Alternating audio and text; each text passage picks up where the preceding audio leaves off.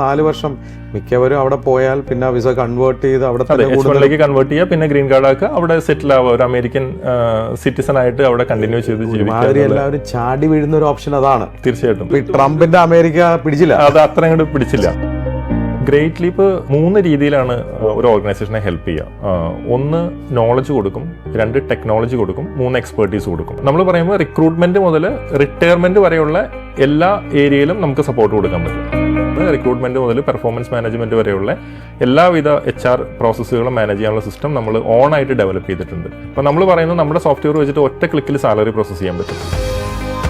ജെൻസി മറ്റുള്ള ജനറേഷൻസ് വെച്ച് നോക്കിയിട്ട് ഒത്തിരി ഡിഫറെൻ്റ് ആണ്. ഇവർ കുറേ ഇൻഡിപെൻഡൻ്റ് ആയിട്ട് കാര്യങ്ങൾ ചെയ്യാനായിട്ട് ആഗ്രഹമുള്ള ആളുകളാണ്, ടെക്നോളജി അറിയാവുന്ന ആളുകളാണ്, പെട്ടെന്ന് ക്വിക്ക് ലേണേഴ്സ് ആണ്. ഒരു 50ഓളം ജെൻസിയെ മാനേജ് ചെയ്യുന്ന ഒരു ഓൺട്രപ്രണറാണ്. അതുകൊണ്ട് ഇത് കേട്ടുകൊണ്ടിരിക്കുന്ന നിരവധി സംരംഭകരുണ്ടെങ്കിൽ അവരെന്ത് മാറ്റങ്ങളാണ് വരുത്തേണ്ടത് ഇമ്മീഡിയറ്റ്ലി?